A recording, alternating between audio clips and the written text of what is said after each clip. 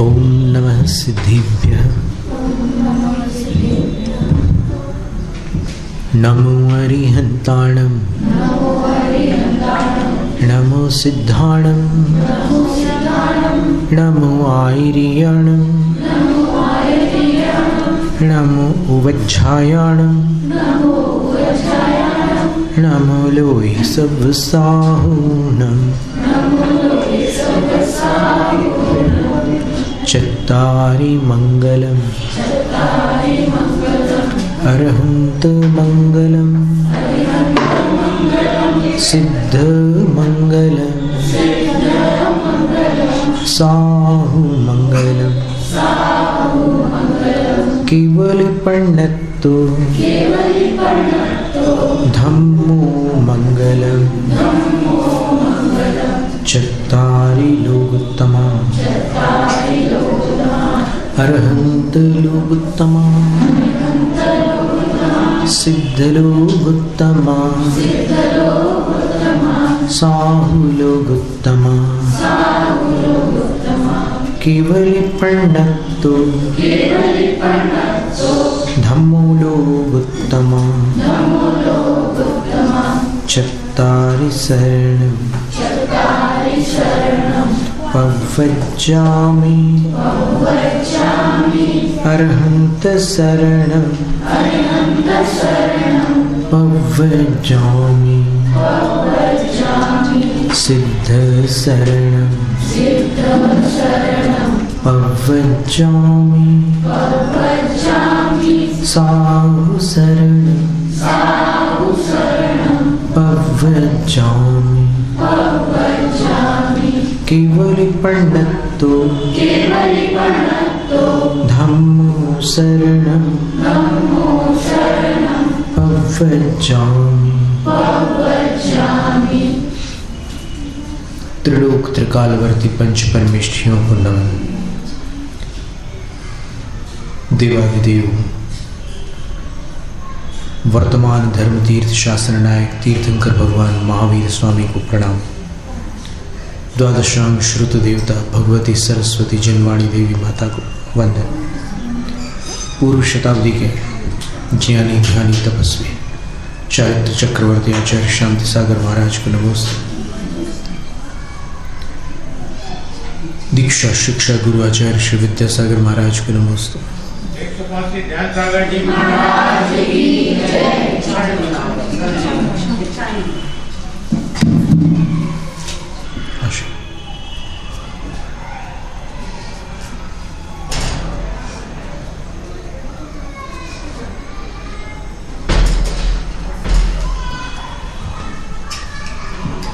अष्टमूल गुणों की बात निकली थी। फिर उसमें इन आठों का त्याग क्यों करते हैं?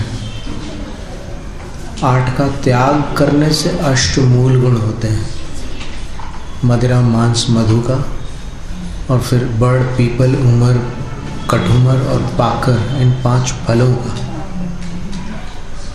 तो इसकी चर्चा अपन ने कल की थी।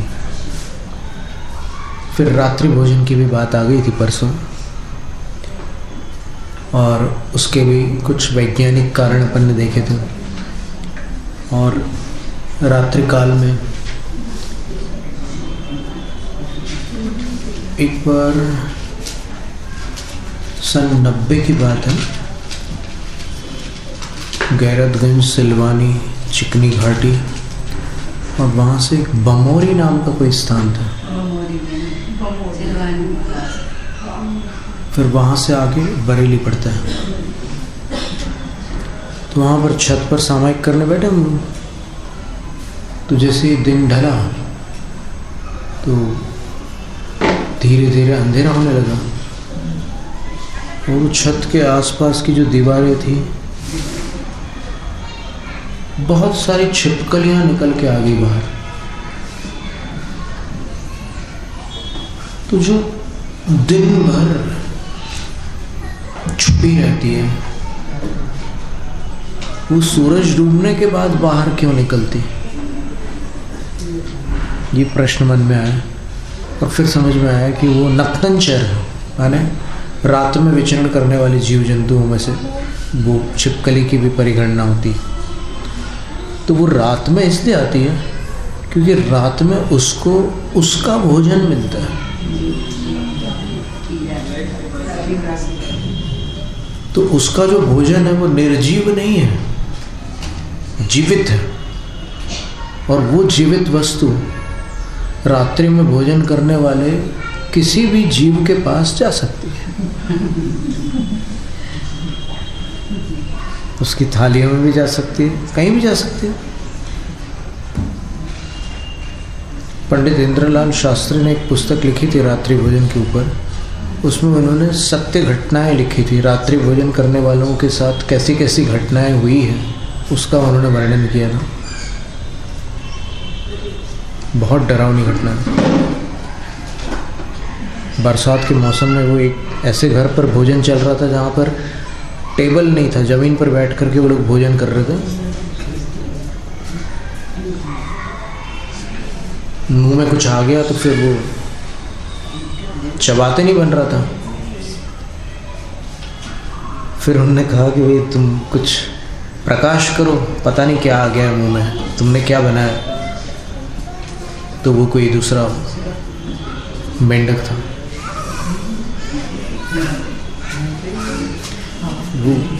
वो गर्म भोजन में गिर गया होगा और मर गया होगा और अंधेरे में उसने मुंह में डाल दिया। बड़ी भयंकर स्थिति होती है। फिर जो लोग तर्क करने वाले हैं, कुतर्क करने वाले हैं, वो फिर और बातें करते हैं। सबके पास अपने पक्ष में कुछ बातें रहती हैं और विपक्ष के खिलाफ कुछ बातें रहती हैं। कहीं भी आप किसी भी फील्ड में देखोगे तो वैसा चलता है।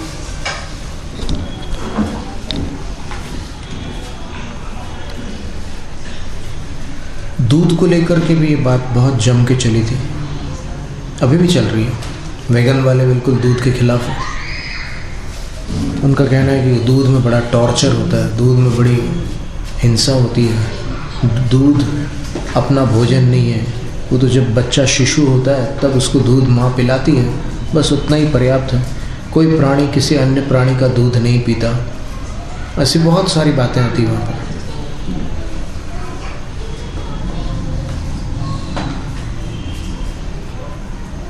तो बात ऐसी है कि अगर अपन शास्त्रों से विचार करें, फिर विज्ञान से विचार करें और फिर व्यावहारिकता से विचार करें, तो फिर सत्य के धरातल पर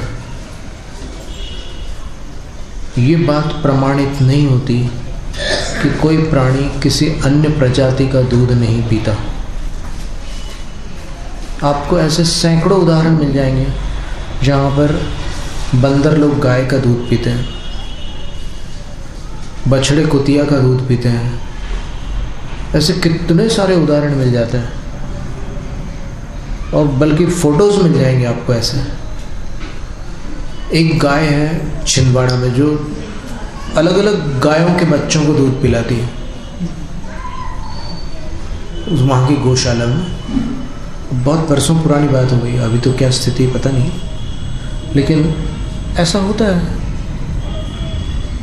अलग अलग प्राणी अलग अलग प्राणियों का दूध पी सकते हैं और गाय का दूध बहुत निकट होता है मनुष्य के शरीर के, तो उसका सेवन करने पर उसको अच्छे से शरीर में वो हो जाता है। फिर भैंस का थोड़ा अभ्यास करने पर वो पचने लग जाता है। सारी बातें हैं। तो दूध को लेकर के कुछ साइंटिफिक, कुछ वैज्ञानिक जानकारियाँ यहाँ पर आपके सामने है। एक जन ने प्रश्न किया था कि दूध पीना खून पीने के बराबर है, वो शाकाहार कैसे हो सकता है? तो उसका उत्तर ये है कि दूध और खून को एक बराबर मानने पर कुछ समस्या खड़ी हो जाएगी। क्या समस्या खड़ी हो जाएगी? पहली बात कि अगर दूध पीने वाले बच्चे को दूध के बदले खून पिलाएंगे तो उसको सेप्टिसीमिया, एक भयंकर स्थिति होती है, वो उत्पन्न हो जाएगा और उससे उसकी मृत्यु हो जाएगी। ये साइंटिफिक फैक्ट है। फिर रक्त के स्थान पर यदि रोगी को दूध की बोतल चढ़ा दे तो उसकी मौत हो जाएगी। फिर आयुर्वेद आचार्य दूध को गोरस कहते हैं, गोरक्त नहीं। तो उससे भी प्रमाणित है कि वो गोरस अलग चीज़ है, गोरक्त अलग चीज़ है। फिर दूध पीते हुए बछड़े को गाय स्नेहवश चाटती है, खून निकालने वाले को नहीं।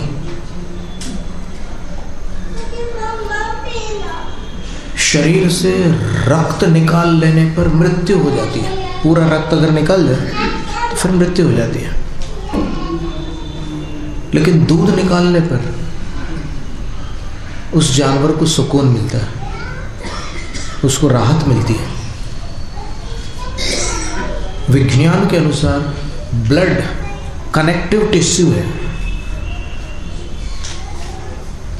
जिसमें जीवित कोशिकाएं हैं, जबकि दूध एक निर्जीव पौष्टिक स्राव है। दूध की पीएच वैल्यू, ये साइंटिफिक बातें हैं थोड़ी सी, 6.6 to 6.8 होती है, जबकि रक्त की 7.365 होती है। यानी कहने का मतलब ये हुआ कि दूध जो होता है वो एल्कलाइन होता है और ब्लड जो होता है वो एसिडिक होता है।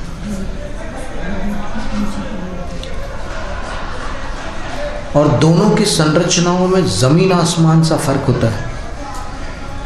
और दूध और खून को देखकर देखने वाले के विचार अलग अलग आते हैं, एक जैसे विचार नहीं आते।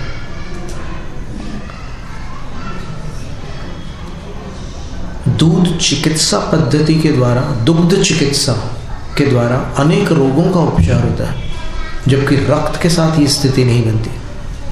और अभी जो आप लोग ब्लड ट्रांसफ्यूजन की बात करते हैं,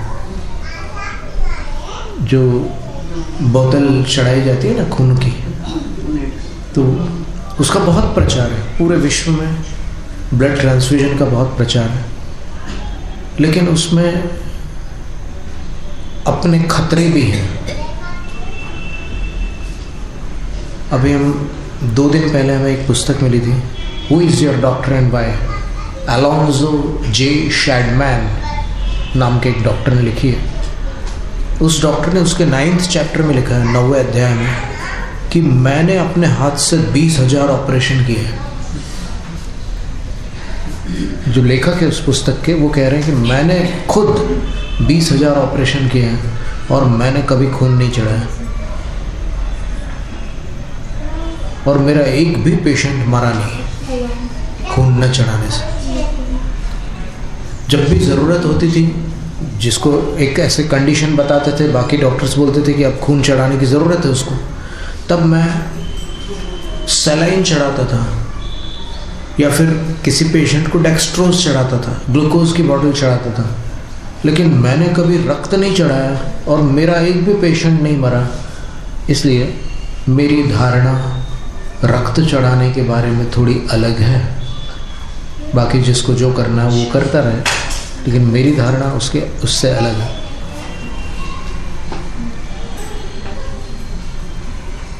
वो पूरा चैप्टर जो था, 9th चैप्टर, हमारे पास इसकी एक हार्ड कॉपी भी थी, तो उसकी फोटोकॉपी करके हमने आचार्य श्री को दी थी। बहुत बरसों पुरानी बात है, लगभग 2006 के आसपास की बात है। फिर जब हम अमरकंटक में आचार्य श्री से मिले तो फिर वो पेजेस उनने सुरक्षित हमें वापस करवाए थे। बहुत ध्यान रखते हैं आचार्य श्री, कोई चीज़ किसी ने दी हो तो उसको सुरक्षित वापस लौटाना साधु का कर्तव्य होता है, ऐसा उनका मत है आचार्य श्री का।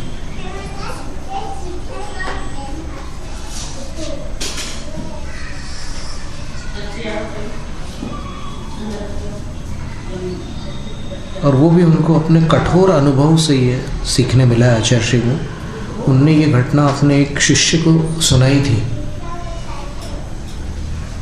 कि वो गृहस्थ बड़ी भावना से कोई चीज़ लेकर आता है और फिर साधु को देता है, और साधु अगर थोड़ी लापरवाही कर दे और वो चीज़ कहीं आगे पीछे हो जाती है। तो एक बार ऐसी घटना हुई थी कि कोई पुस्तक लेकर के आया आचार्य के पास और आचार्य ने उसको पढ़ा और विहार कर दिया, तो वो पुस्तक वहीं छूट गई।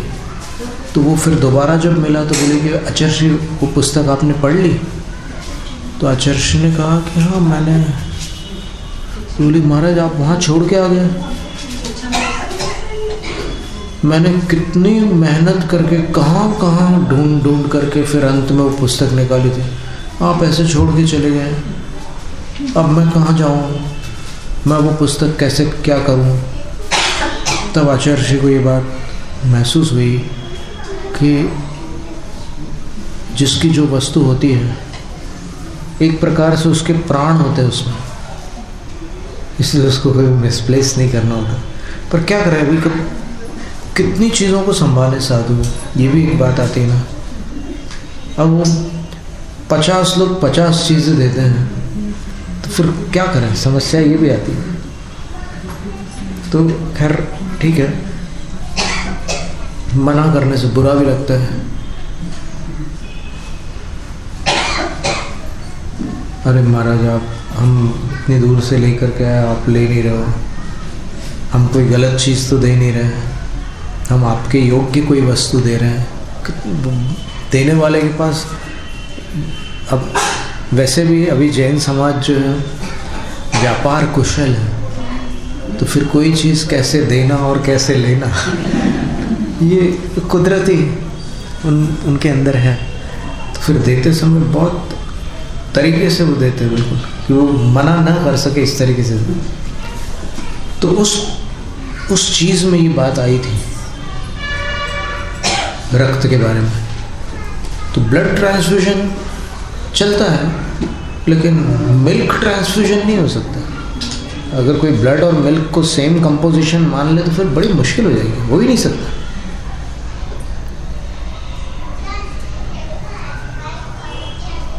क्या गाय का बछड़ा अपनी माँ का दूध पीते समय रक्तपान करता है?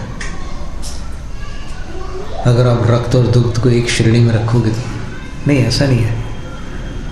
और क्या अपन ने बचपन में अपनी माँ का दुग्ध पान करते समय रक्तपान किया था?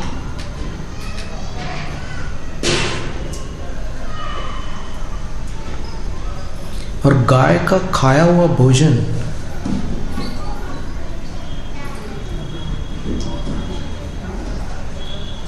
उसी दिन उसके जो न्यूट्रिएंट्स होते हैं, जो भोजन गाय ने खाए हैं, उसके जो पोषक तत्व होते हैं वो दूध में चले जाते हैं। जबकि गाय का खाया हुआ जो भोजन है उसके तत्व रक्त में 8 से 14 दिन तक जाते रहते हैं। 8 से 14 दिन लगते हैं ब्लड में जाने के लिए, वो न्यूट्रिएंट्स, वो चीज़ों।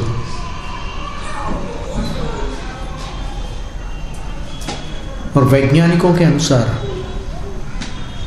ये पिट्यूटरी ग्लैंड होती है एक, उसमें से लैक्टेटिंग हार्मोन LH बोलते हैं उसको, इसके प्रभाव से माँ के शरीर में बच्चे के पोषण हेतु एक विशेष स्राव उत्पन्न होता है जिसे दूध कहते हैं। इसका निर्माण रक्त से नहीं होता, क्योंकि जर्सी गाय के रक्त से अधिक मात्रा उसके दूध की होती है। 35 लीटर दूध दे रही है वो गाय, तो उसके शरीर में 35 लीटर ब्लड है क्या?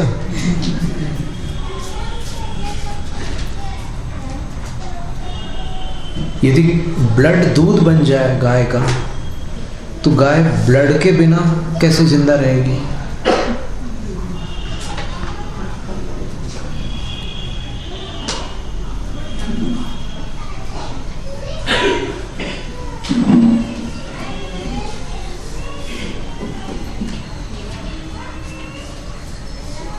ऐसे दूध के बारे में 4-5 प्रश्न थे, तो उसके आंसर्स इसमें निकाले थे हमने। और सबसे बड़ी बात, 24 में से 23 तीर्थंकरों ने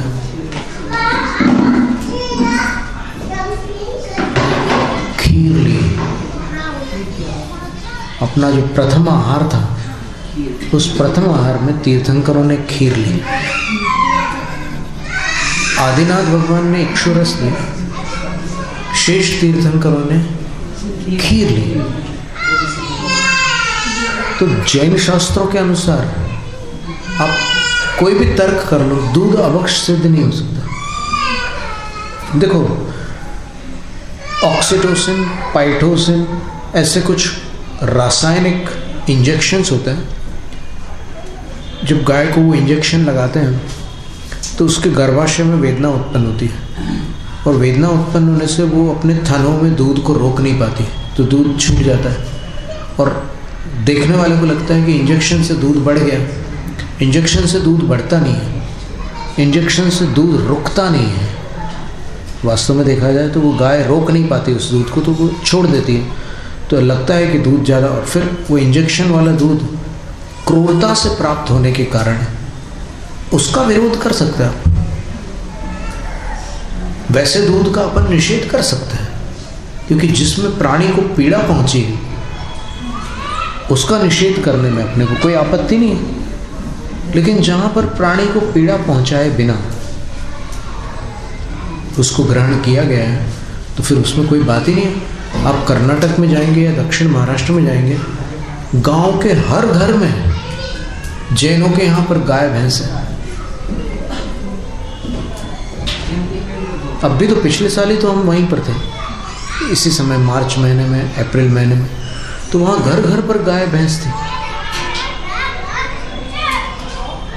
बल्कि गायें कम थी, भैंस ज़्यादा थी। तो उनके यहाँ हर घर पर छाछ, दूध, दही कॉमन प्लेस है।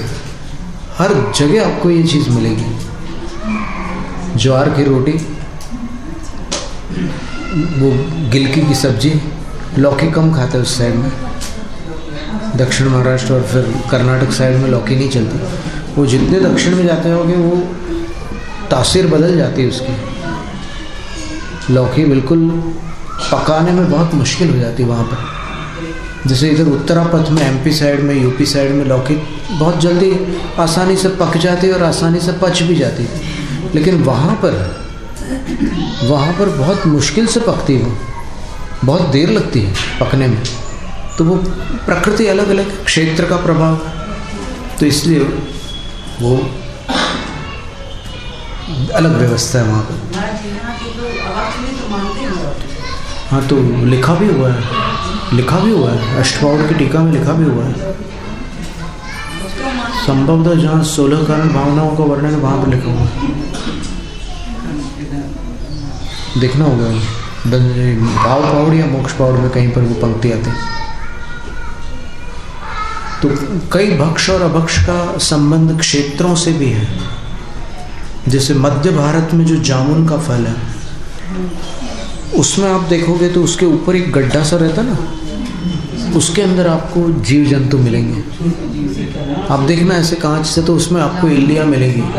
लेकिन आप अगर पश्चिम भारत में चले जाएंगे और फिर मध्य भारत को छोड़कर अन्यत्र जाएंगे, तो वहाँ पर आपको जामुन में ऐसे कीड़े नहीं मिलेंगे। तो फिर ये भक्ष और अभक्ष जो है, इसमें आप उसके उद्देश्य की तरफ ध्यान दीजिए।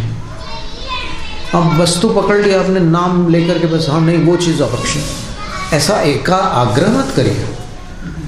दोष क्या है वो देखिए। अगर वो दोष है वहाँ पर तो फिर छोड़ दो। उदाहरण के लिए, जैसे दूध की मर्यादा के विषय में चर्चा आती है, ये मर्यादा की चर्चा भी प्रतिमाओं के अंतर्गत दूसरी प्रतिमा में, पहली प्रतिमा में की जाती है। तो इसमें दूध की मर्यादा पंडितों ने क्या लिखी है और आचार्यों ने क्या लिखी है, दोनों में अंतर है।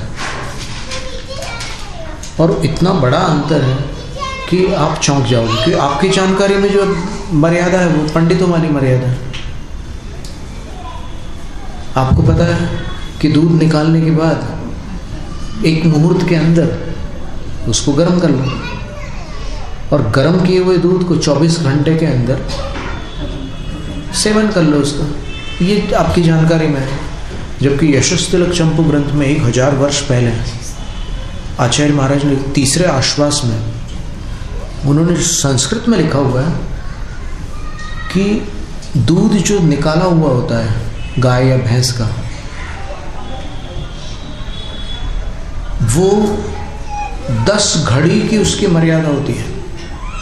बिना ओटाया हुआ दूध 10 घड़ी तक पथ्य है, ये शब्द लिखा हुआ उसमें। अक्वथितम दुग्धम 10 घटिका पर्यंतम पथ्यम। और 10 घटिका का मतलब 4 घंटे होते हैं।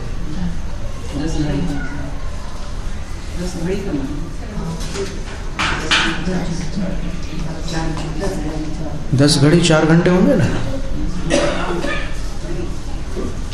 10 घड़ी का मतलब 5 मुहूर्त हो गया, क्योंकि 1 घड़ी 2 घड़ी का 1 मुहूर्त होता है, तो 10 घड़ी का 5 मुहूर्त हो गया। तो 5 मुहूर्त बराबर 48 मिनट को 5 से गुना कर दो और उसको 60 से भाजित कर दो, 4 घंटे हो जाएंगे पक्के में।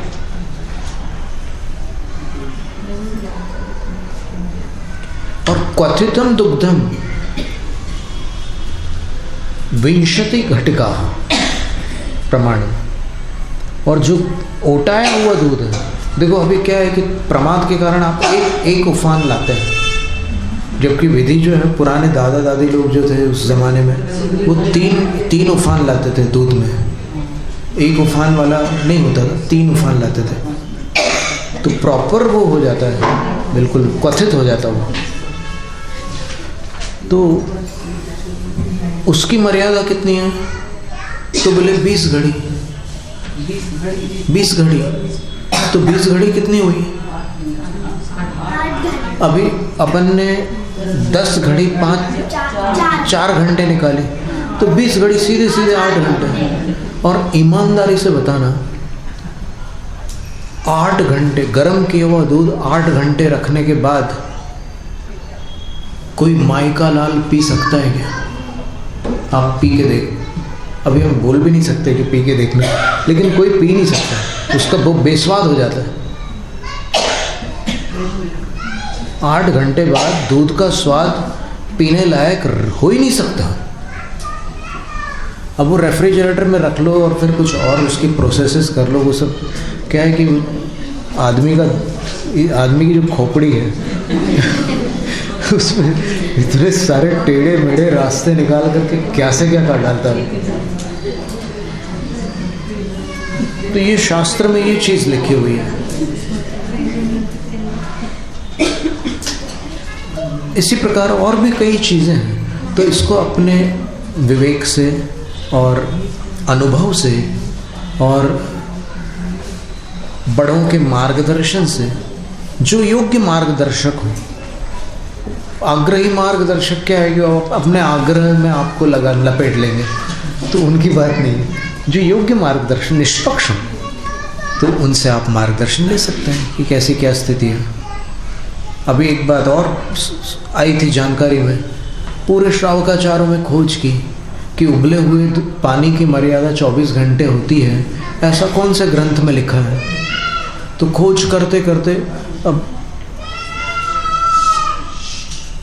पता चला कि उष्णोदक महोरात्रम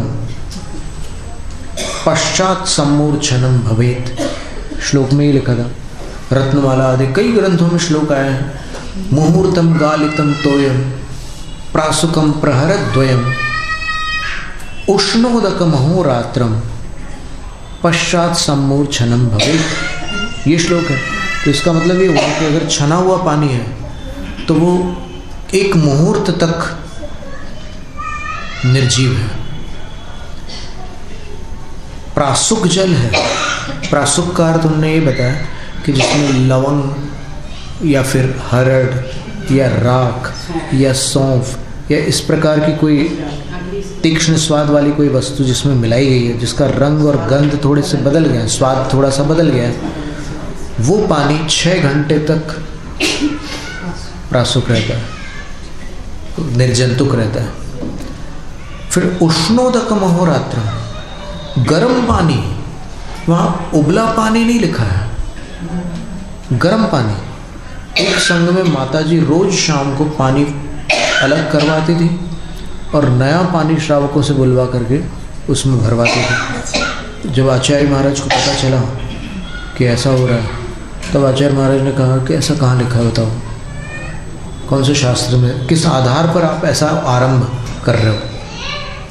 अब अगर किसी ने किया ऐसा तो फिर प्रायश्चित मिलेगा बोले। तो फिर अब प्रायश्चित के डर से कई बार लोग डर से भी अनुशासित होते हैं। तो ऐसी बहुत सारी बातें हैं, बख्श और अबख्श को लेकर के बहुत सारी बातें हैं ऐसी हैं जो कहीं निराधार रूप से चली आ रही है, कुछ ऐसी ही चल रही है जो कहीं आई नहीं है। नहीं, गर्म पानी आना ढंग से गर्म हो जाए वो पानी, उसमें उबला हुआ ये शब्द नहीं दिया है। और अगर कहीं कोई श्लोक मिल जाए तो फिर वो श्लोक हम आपको बता देंगे। उबले हुए का श्लोक अगर मिल जाए तो फिर वो आपके सामने रख देंगे। अभी तक तो नहीं मिला है तो फिर अभी उष्णोदकम मिला है, गर्म पानी, 24 घंटे की मर्यादा वाला। गर्म का मतलब ये नहीं कि धूप में पड़े पड़े गर्म हो गया तो 24 घंटा हो गया, ऐसा नहीं है। या फिर आपने थोड़ा सा तपा लिया तो गर्म हो गया, ऐसा नहीं। अच्छे से गर्म हो जाए उसकी बात है, तेज गर्म की बात। उष्ण का अर्थ उष्ण होता है, गर्म। कुनकुने को संस्कृत भाषा में कदोष्ण कहते हैं, उष्ण नहीं कहते हैं। तो यहाँ पर कदोष्ण जल के 24 घंटे मर्यादा नहीं बता रहे हैं, यहाँ पर उष्ण जल की 24 घंटे मर्यादा है। यानी अच्छा गर्म किया हुआ पानी हो, उसकी मर्यादा 24 घंटे है।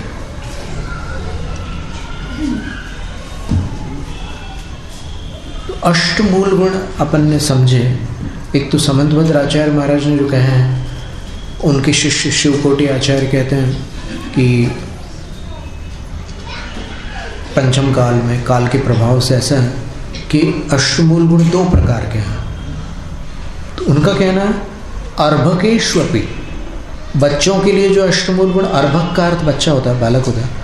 तो बच्चों के लिए जो अष्टमूल गुण है उसमें 3 मकार का त्याग है और 5 फलों का त्याग है।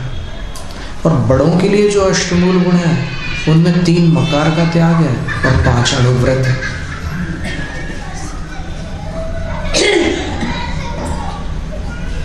और एक तीसरे प्रकार के भी 8 मूल गुणों का वर्णन सागार धर्मामृत में पंडित आशाधर सूरी ने बताया है। वो पंडित कैलाश चंद्र जी आदि कई विद्वानों को बहुत पसंद है वो काव्य, कि भाई वो एक ऐसे मूल गुणों 8 मूल गुण ऐसे दे दिए हैं कि जिसमें सब जैन अच्छी तरह से व्यवस्थित हो सकते हैं। वो कौन से हैं, कभी आपने सुने? मध्यफल मधु निशासन, पंचफली विरति पंचकाप्तनुति, जीव दया जल गालन, मिति चक्वचिदष्टमूल गुणाः। ये काव्य है। इस काव्य का अर्थ क्या है? इसमें 8 की गिनती ध्यान से करना है। वो पहले वाली जो गिनती है उसको अभी उसको थोड़ी देर के लिए बंद कर लेना, बस्ते में रख लेना, और अभी ये वाली जो है इसको अलग से गिनना है। सबसे पहले मध्य, मदिरा का त्याग। दूसरा शब्द पल, पल यानी मांस का त्याग। तीसरा है मधु, मधु का त्याग। चौथा है निशासन, रात्रि भोजन का त्याग। ये 4 मूल गुण हो गए। फिर 5वां है 5 फलों का त्याग, वो एक ही मूल गुण हो गया। 5वें नंबर का जो मूल गुण है उसमें 5 फलों का त्याग है, 5 उदुम्बर फलों का त्याग। फिर 6ठा जो है उसमें पंच परमेष्ठियों की अर्चना, पूजा, वंदना और नमस्कार। अंजेमी पूजेमी कभी सुना आपने? मुखो बोइलाओ सुबह गमनम समाय वर्णम जन्म संपत्ति ओम वचन। तो ये एक छठा मूल गुण है पंच परमेष्ठियों की अर्चना, पूजा, वंदना, नमस्कार। सातवां है जीव दया, जीवों पर दया का पालन करना। और आठवां है पानी छान करके पीना है।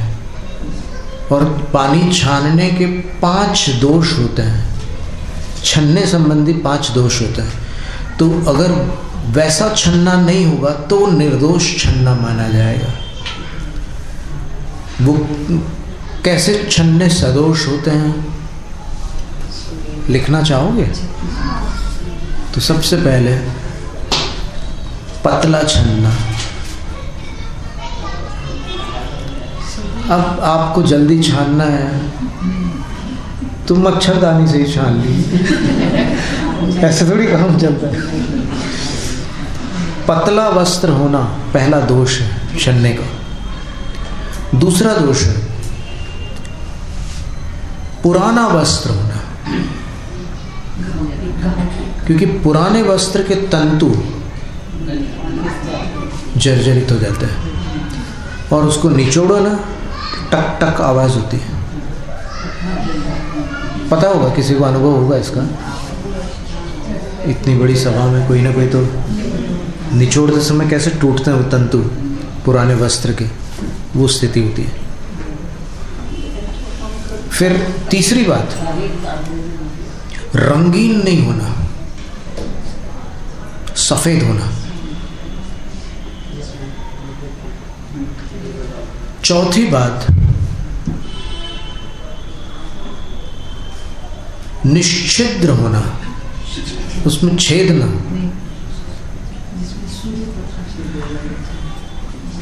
और अंतिम है मलिन नहीं होना, मैला नहीं होना।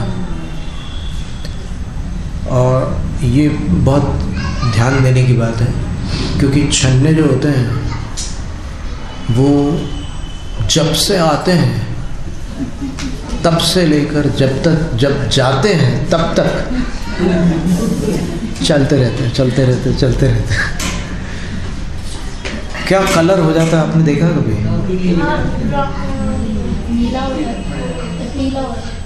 पीला हो जाता होगा।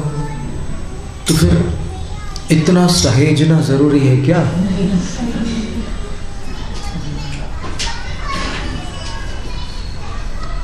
तो इतना सब ध्यान में रखना है। कौन से 5 बातें हो गई अभी आपको बाद में पूछा जाएगी। अभी कुछ भी मत बोलना, मुंह बंद रखना बिल्कुल, नहीं तो प्रश्न कैंसिल करना पड़ता है। फिर से बोल देते हैं। पहली बात थी पतला नहीं होना, मोटा छन्ना होना। कितना मोटा छन्ना होना? सूरज की कितना? सूरज की किरणें ना दिखाई दे।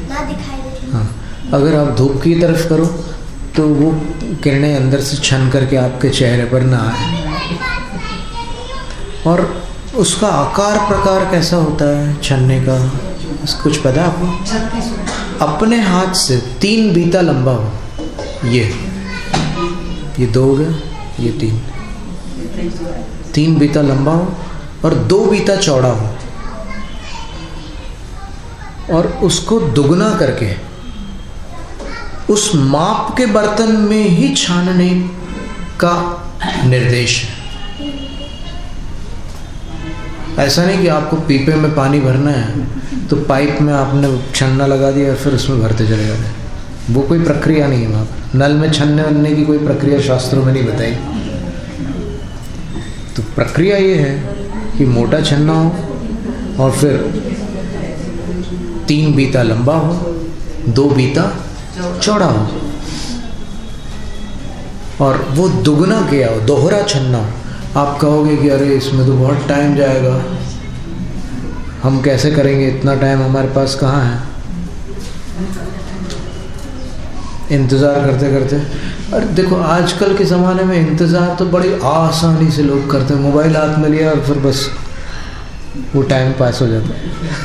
उधर पानी छन रहा है और तब तक यहाँ पर आप प्रवचन सुन लो कोई, या फिर कोई भजन सुन लो, तब तक कि वो पूरा छन करके नीचे आ जाएगा, और फिर उठा करके आपको कर लो। या फिर दूसरा तरीका ये है कि जब तक छन रहा है तब तक आप देख लो कि कितना समय लगता है छनने में, और उतने समय में आप अपने नमोकार मंत्र पढ़ लो।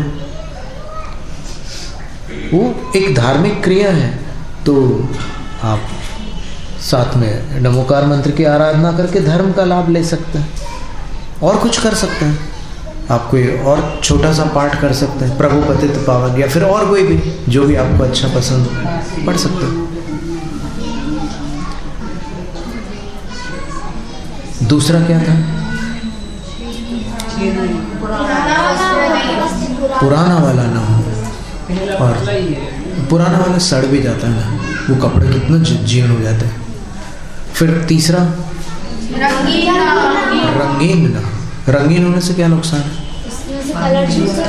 कलर छूट सकता है, और कोई रंगीन जीव बैठ जाए तो दिख नहीं पाएगा।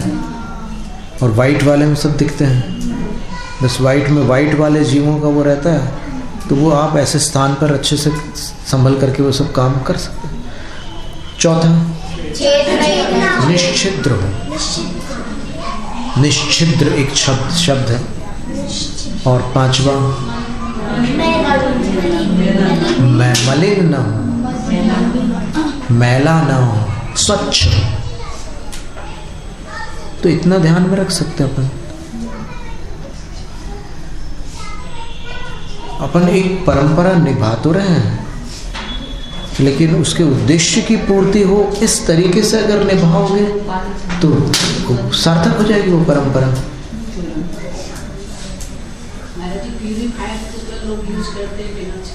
क्या? अच्छा, प्यूरीफायर का। अब प्यूरीफायर में जो पानी डाल रहे हैं उसको छान के डालो। और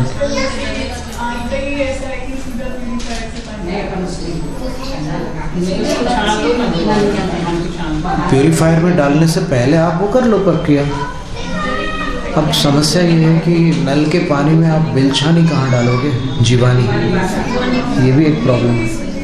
हाँ, वो जो बरसात वाला पानी है उसमें जीवानी डाली जा सकती है, सारी बातें हैं।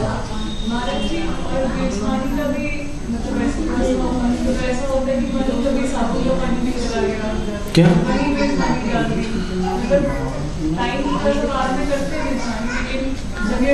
नहीं तो देखो, जहाँ जो शक्य हो उतना ही कर सकते हैं ना। जो चीज़ संभव नहीं है वहाँ वो सब कैसे कर सकते हो? तो ये श्रावक धर्म की चर्चा में आज ये इतनी बातें आपने सुनी है। शुरू में दूध के बारे में सुना, फिर मर्यादा के बारे में सुना, और उसके बाद छन्ने के बारे में सुना, और अष्टमूल गुण का एक नया वर्जन, एक अलग वर्जन, नया तो नहीं कह सकते, एक अलग प्रारूप आपको आज मिला। एक बार स्मरण करें कौन से अष्टमूल गुण थे। पहले 4 तो आपको याद ही है, 3 मकार और 1 रात्रि भोजन, इनका त्याग करना है, ये 4 मूल गुण हो गए। फिर 5वां मूल गुण याद करने का तरीका एकदम सरल है, 5 फलों का त्याग। 5 फलों का त्याग। और छठा क्या है? पंच परमेष्ठियों की अंचेमी पूजेमी वंदामी नमन सा, एकदम आसान है। फिर 7वां जीवदया, और 8वां पानी छानने की। इतनी सारी चर्चा हुई, तो आज इतना ही रखते हैं। जय नम जय शास्त्र।